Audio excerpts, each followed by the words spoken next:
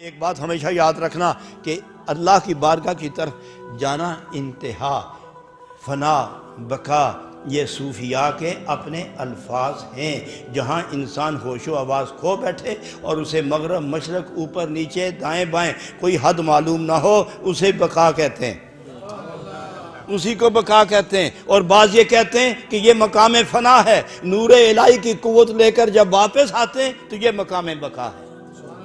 تو یہ کون سا دسترخوان ہے؟ پہلے فنا سے گزارتے ہیں، بقا کے دسترخوان پہ پہنچاتے ہیں۔ وصل یار کی کرنیں دو چار نور کے ذرے جب روح کے اندر اترتے ہیں تو سیر من اللہ شروع ہو جاتی ہے۔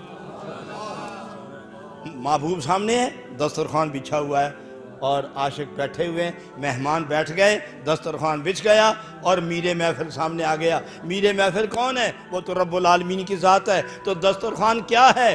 یہ اس کے وصل کا معاملہ ہے۔ تو یہ کون ہے مہمان؟ یہ نبی پاک کے غلام عاشقین مصطفیٰ، عاشقین رب العالمین۔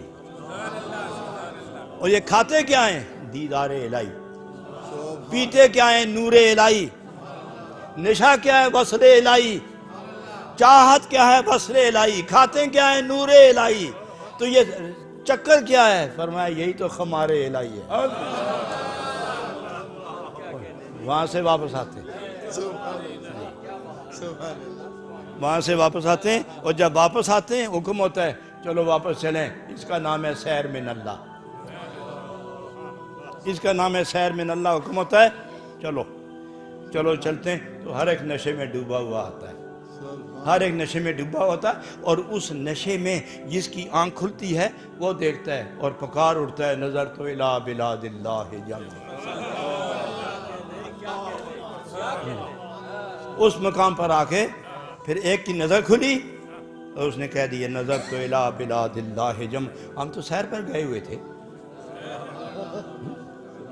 ہم تو سیر پر گئے ہوئے تھے، پھر اسی کے مہمان بنے، پھر خوب کھایا، پھر واپس آئے تو پھر کیا دیکھا، کیا پایا، کیا کھایا، اس کا نور پایا، اسی نشے میں ڈوبے، نشے میں آئے ہیں واپس، آنکھ کھلی تو پھر پایا کیا، نظر تو الہ بلاد اللہ جمع۔ اللہ نے جتنی مخلوق بنائی ہے سب شہر ہیں اللہ کے، ایک ایک کو دیکھا، ارے باجرے کا دانہ نہیں، رائی کے دانے، خشخاش کے دانے اتنا میری ہتھیلی پر رکھو تو میں سمجھوں گا خدا کی ساری خدائی ہے ہی اتنی۔